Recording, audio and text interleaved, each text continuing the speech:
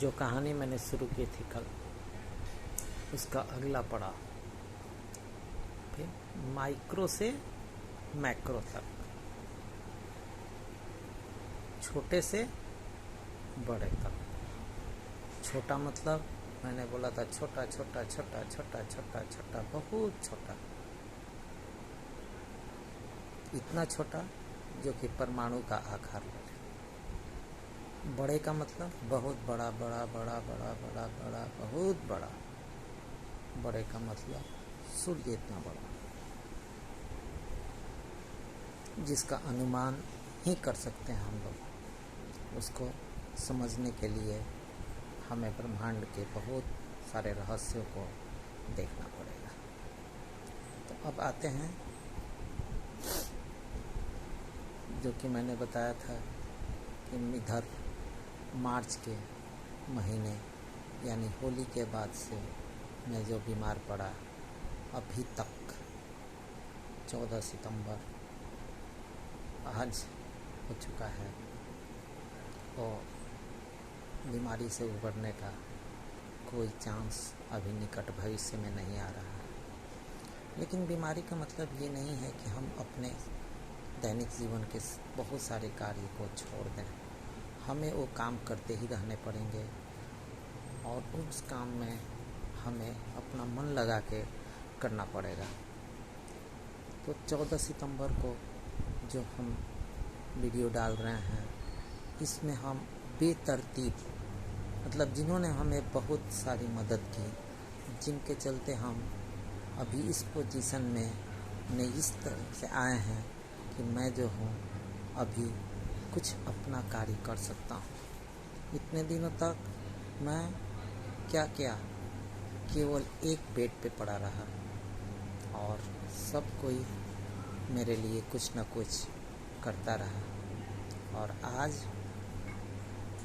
ये वीडियो डालने का मकसद यही है कि हम अपने जीवन के उन क्षणों को याद रखें जिसमें हमने कुछ गलतियाँ की थी, और उस गलती का जो है हमें एहसास होना चाहिए, उस गलती को हम सुधारने का कोशिश करना चाहिए। तो माइक्रो से मैक्रो तक की कहानी में आज का दिन अप्रैल महीने के किसी एक दिन को मैं लेके चलता हूँ, जिसमें मेरे पाँव में छोटा सा घाव बढ़ के थोड़ा बड़ा हो गया था। उसकी तस्वीर तो मैं नहीं डाल सकता, क्योंकि वो भयानक दृश्य को उत्पन्न करता है। और मैं इस कड़ी में केवल अपने बारे में कुछ ऐसी चीज़ें बताना चाहता हूँ जो कि सबके दिमाग में सकारात्मक वस्तुओं को दे सके। तो अप्रैल के महीने में सिवान के एक अच्छे अस्पताल में हमारा इलाज शुरू हुआ, और उन डॉक्टर साहब ने बोला कि आप के पैर का घाव जो है वो थोड़ा बढ़ चुका है, और उसको आपको रोज़ के दिन ड्रेसिंग करानी पड़ेगी। मैं वो काम करने लगा डेली, मतलब बिना नागा किए हुए मैं उनके अस्पताल में जाता था और ड्रेसिंग करा के वापस अपने घर पे आ जाता था। उस ड्रेसिंग के क्रम में दिन गुजरते गए और घाव अंदर अंदर बढ़ता चला गया, जिसकी मुझे समय पे जानकारी नहीं हो पाई। तो अप्रैल का पूरा महीना मेरा एक घाव के चक्कर में दूसरा घाव हो गया, और दूसरे घाव को जब ऑपरेट करने की बारी आई तब तक 1.5 महीने 45 दिन गुजर चुके थे।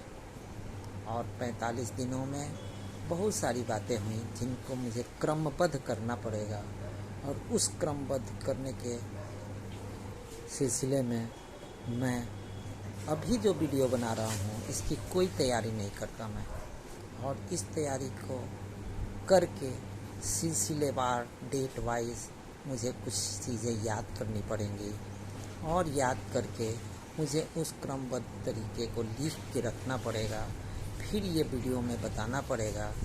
और बहुत बड़ा वीडियो करने से कोई फ़ायदा नहीं है।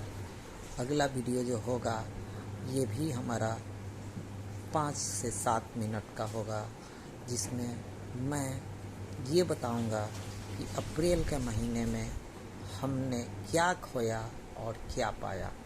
फिर 1 मई आए, 1 मई जिसको मजदूर दिवस भी कहते हैं, और ये हमारे पूज्य स्वर्गीय पिताजी और मेरी माताजी के शादी का सालगिरह है। तो पूरा अप्रैल महीना, मतलब 23 मार्च से शुरू हुआ और पूरा अप्रैल महीना मतलब 30 अप्रैल तक की कहानी के सिलसिले में मैं अगले वीडियो में कुछ पॉइंट्स लिख के रखूँगा या लिखा हुआ होगा, उसको मैं सामने रखूँगा और तब हम अगला वीडियो डालेंगे।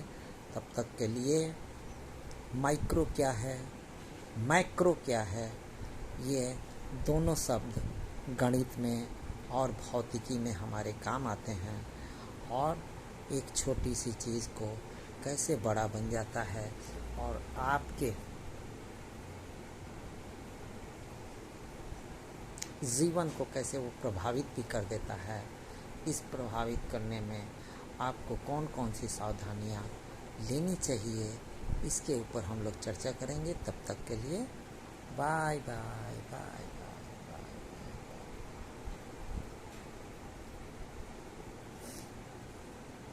जय विज्ञान।